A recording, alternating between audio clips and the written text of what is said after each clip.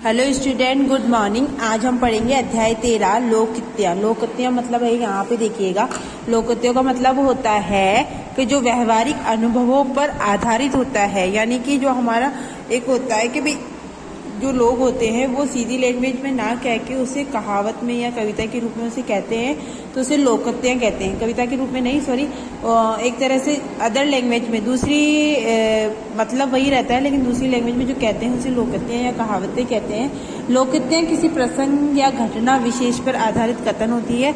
लोकोक्ति या कहावत एक पूरा वाक्य होती है, ठीक है।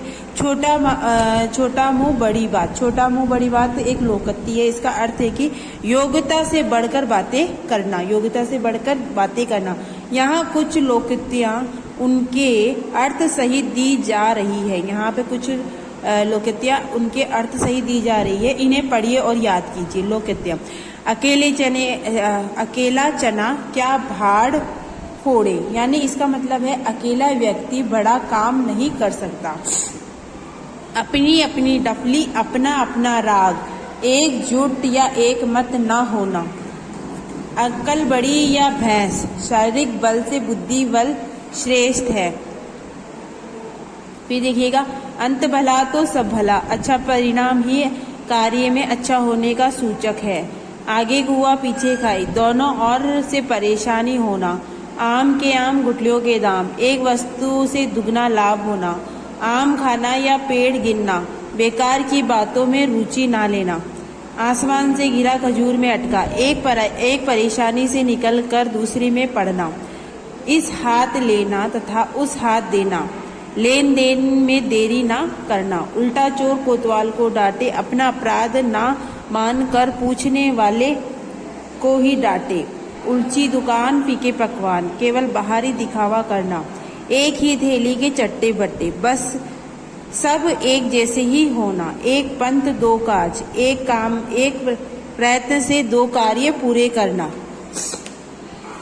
फिर हमारे पास में एक अनार 100 बीमार, एक अनार 100 बीमार। एक वस्तु के अनेक चाहने वाले होना।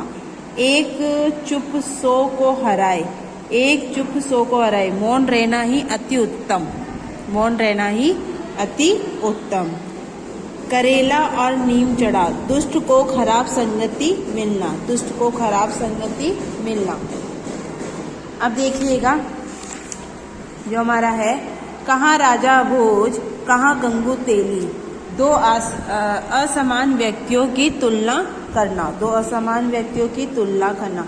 खरबूजे को देखकर खरबूजा रंग बदलता है, संगति का प्रभाव अवश्य पड़ता है। खोदा पहाड़ निकली चुईया, बहुत प्रयत्न करने पर कम लाभ होना। यहाँ पे देखिएगा, खोदा पहाड़ निकली चुईया, बहुत प्रयत्न करने पर कम लाभ होना। गुड़ खाए गुलगुलों से परहेज, व्यर्थ के नखरे दिखाना। घर का बेधी लंगा ढाए, आपसी भूत घर को नष्ट कर देती है। घाट घाट का पानी पीना, सब तरह का अनुभव होना। चमड़ी जाए पर दमड़ी ना जाए, बहुत अधिक कंजूस होना। चोर की दाढ़ी में तिनका, अपराधी स्वयं की गलती से ही पकड़ा जाता है। जल में रहकर मगर से बैर, बलवान से शत्रुता रखना, ठीक है। जिस हांडी में खाना उसी में छेद करना। विश्वासघात करना, यानी कि धोखा देना, ठीक है। जल में रहकर मगर से बैर करना, बलवान से शत्रुता करना, यानी कि जल में रह के, यानी कि जिसके भरोसे हम हैं उसी से हम बैर कर रहे हैं, ठीक है।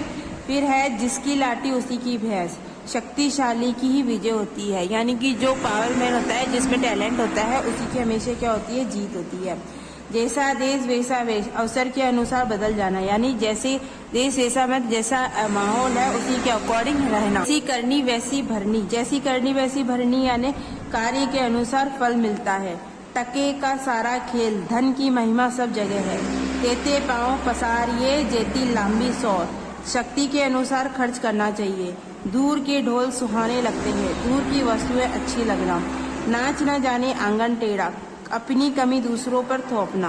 बिल्ली के भाग्य से छीका टूटा, कार्य में संयोगवश मिली सफलता, बिल्ली के भाग्य से छिंका टूटा, यानी कार्य में सहयोगवश के मिली सफलता, यानी सफलता जो हम काम कर रहे हैं तो उसमें हमें सफलता मिलना। ठीक है। मान ना मान मैं तेरा मेहमान, जबरदस्ती गले पड़ना, यानी कि ना जानते ना कोई बात और वो अपनी जबरदस्ती गले पड़ना। लेना एक ना देना दो, कोई मतलब ना होना, लेना एक ना लेना दो, यानी कोई मतलब नहीं होना। सावन सूखे ना भादो हरे, सदा एक ही दशा में ही रहना। सावन सूखे यानी कि सावन ना तो कभी सूखा होता है ना भादवा कभी हरा होता है। ठीक है।